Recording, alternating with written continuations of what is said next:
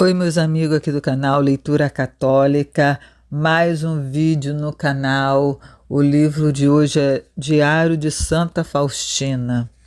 Muito bom saber da vivência da fé, da transformação de cada dia da Santa Faustina.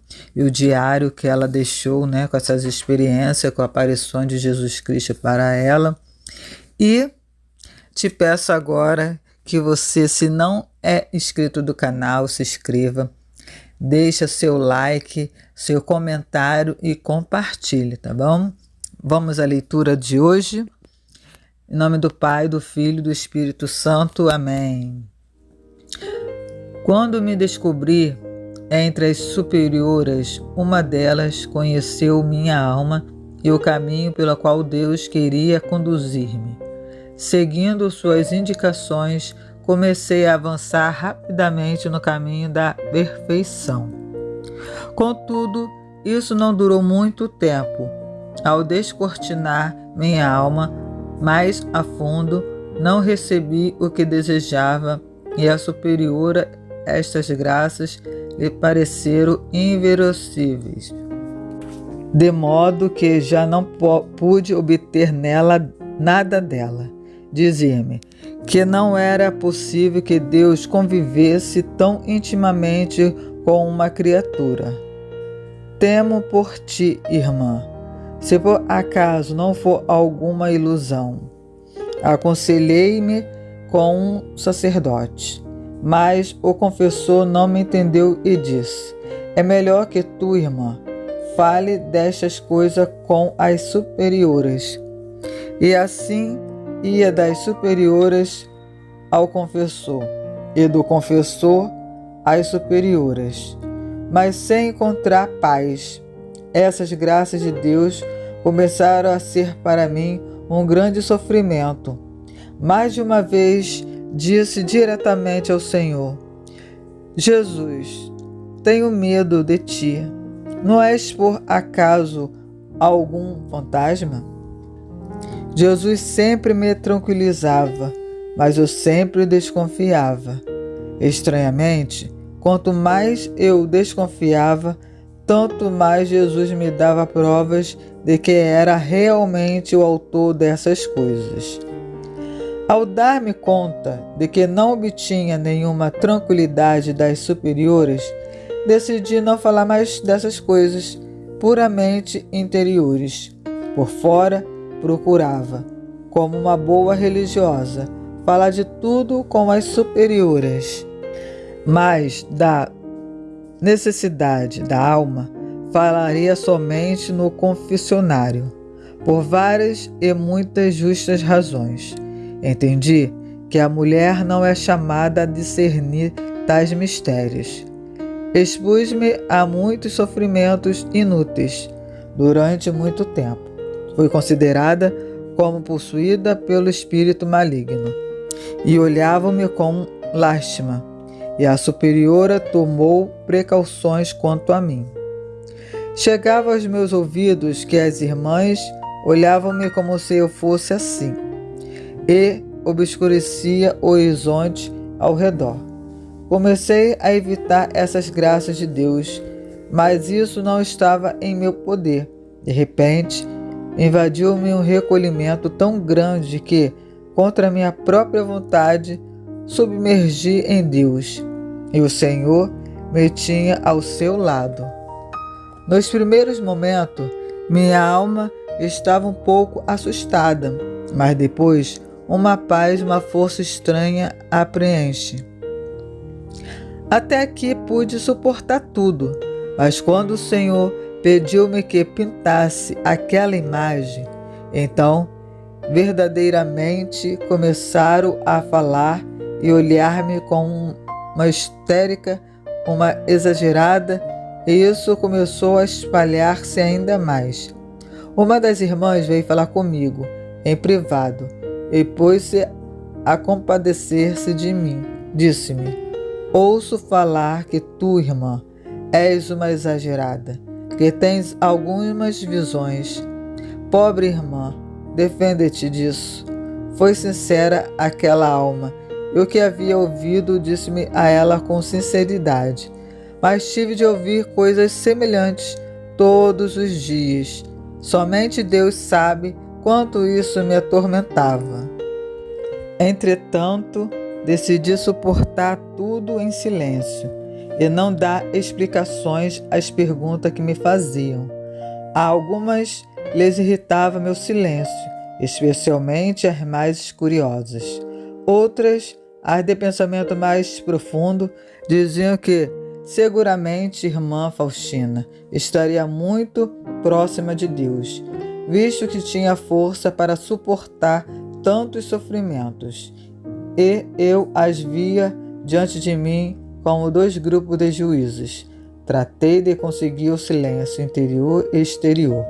Não dizia nada referente à minha pessoa, embora fosse interrogada por algumas irmãs diretamente. Minha boca calou-se, sofria como uma pomba, e sem queixar-me. Contudo, algumas irmãs encontravam quase um prazer em inquietar-me. De qualquer modo, irritava-lhes minha paciência, mas Deus me dava tanta força interior que eu o suportava com calma. Dei-me conta de que, naqueles momentos, não teria ajuda de ninguém e comecei a rezar e a pedir ao Senhor um confessor. Anelava que algum confessor me disse somente isto: fica tranquila, estás em um bom caminho.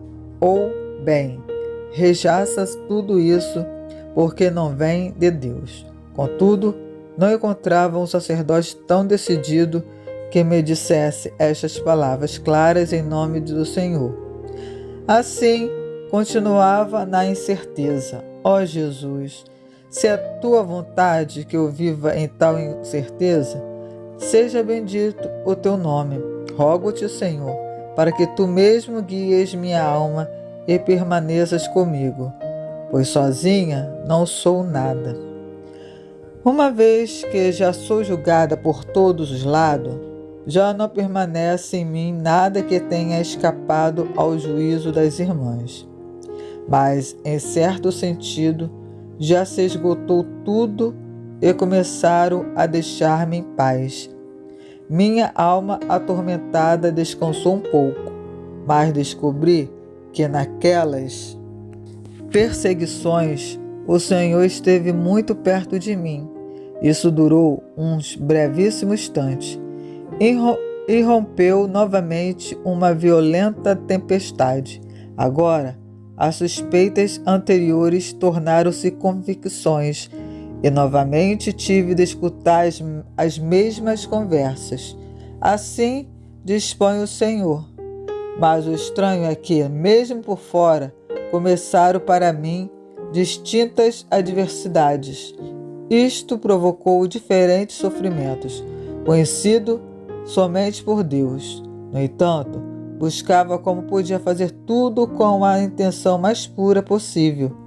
Vejo que sou vigiado em todos os lugares, como a um ladrão. Na capela, quando faço meus deveres, e na cela, agora sei que, além da presença de Deus, tenho sempre a presença humana. Verdadeiramente, mais de uma vez, essa presença humana muito me molestou. Houve um momento em que refletia se deveria despir-me ou não para lavar-me. Verdadeiramente, minha pobre cama também foi controlada muitas vezes. Às vezes dava risada ao saber que não deixavam em paz nem mesmo a cama. Uma irmã me disse, ela mesma, que toda noite olhava-me na cela para ver como me comportaria. Contudo, os superiores são sempre os superiores. E se bem me humilhavam pessoalmente e mais de uma vez me encheram de dúvidas. Não obstante, sempre me permitiram o que exigia o Senhor, se bem que não exatamente como eu me o pedia, mas de outro modo que também satisfazesse as demandas do Senhor e me permitisse realizar essas penitências e mortificações.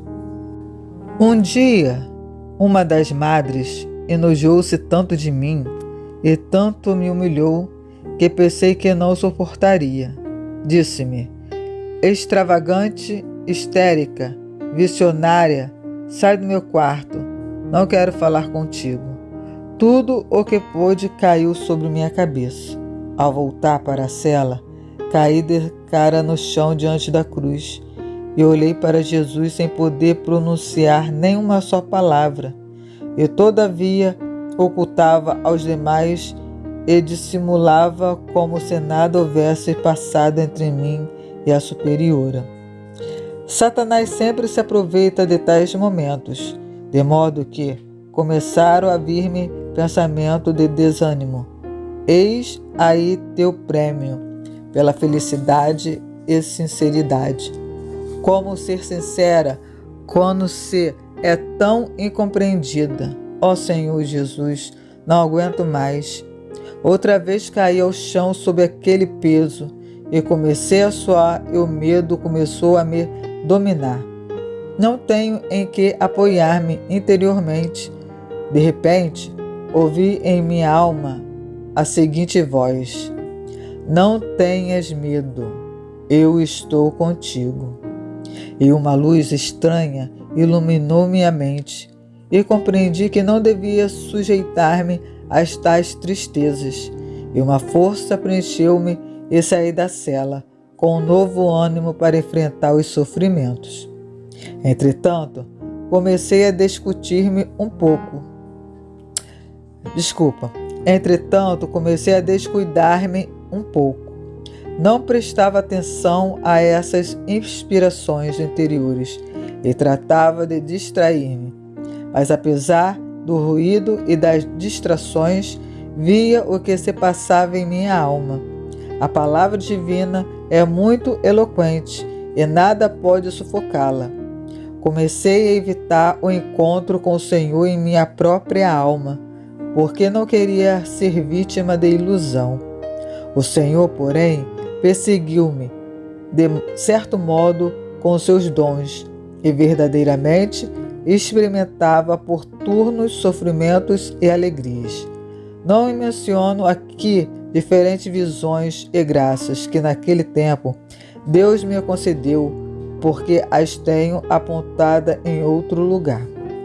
Mas direi que aqueles distintos sofrimentos já chegaram a seu ápice e decidi acabar então com essas dúvidas, antes dos votos perpétuos. Durante todo o tempo da provação, roguei pela luz de um sacerdote, a quem deveria revelar minha alma até seu âmago.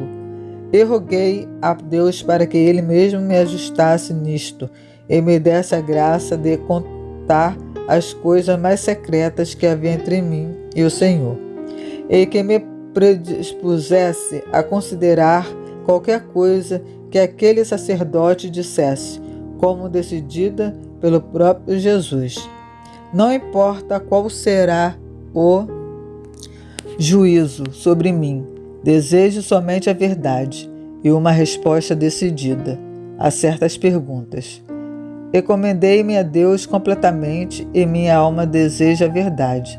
Não posso seguir vivendo em dúvida, ainda que na alma eu tivesse uma imensa certeza de que todas as coisas procediam de Deus, a ponto de oferecer minha vida por ela, pois conforme o que ele considerasse justo, e segundo suas indicações. Veio hoje aquele momento, como que decidiria de que maneira eu deveria me comportar durante toda a vida. Soube que tudo dependeria daquele momento. Não importa se o que ele me dirá será conforme minhas inspirações ou o exato oposto. Isso já não me importa. Desejo conhecer a verdade e segui-la. Ó Jesus, Tu podes ajudar-me, e a partir daquele momento comecei. Escondo todas as graças na alma e espero a quem o Senhor me mandará, sem duvidar de nada em meu coração. Roguei ao Senhor que Ele mesmo se dignasse ajudar-me. Neste momento, o ânimo entrou em minha alma. Devo mencionar ainda que há alguns confessores que ajudam a alma e são, como pode parecer, pais espirituais, mas só enquanto tudo vai bem. Já quando a alma tem maiores necessidades, tornam-se indecisos e não podem, ou melhor, não querem entender a alma. Procuram livrar-se dela o mais rápido possível. Porém, se a alma é humilde, sempre obtém algum pequeno proveito. Às vezes, o próprio Deus envia um raio de luz ao âmago da alma, por sua humildade e fé. Às vezes, o confessor diz o que não pensava dizer em absoluto, e ele mesmo não se dá conta disso.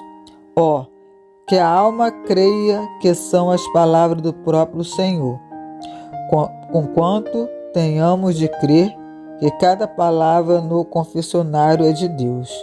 O que mencionamos mais acima é algo que procede diretamente dele, de uma maneira especial. E a alma sente que o sacerdote não depende de si mesmo, mas que diz o que não quisera pronunciar.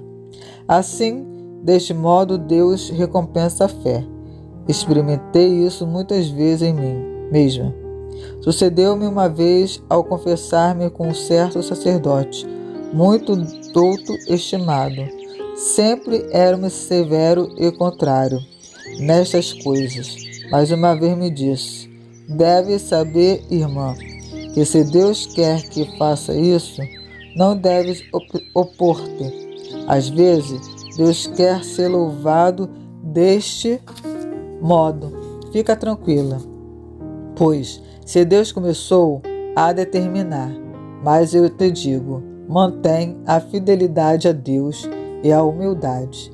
E uma vez mais a humildade. Recorda o que eu te disse hoje. Alegrei-me e pensei que talvez aquele sacerdote tivesse me entendido, mas as circunstâncias foram tais que não me confessei nunca mais com ele. Ficamos por aqui com a leitura do Diário de Santa Faustina. E se inscreva no canal, ative o sininho da notificação e compartilhe, claro, Deixe o seu like, que é muito importante. Que Deus abençoe a você e a sua família, e a intercessão de Maria sempre presente em sua vida. Vamos ler mais?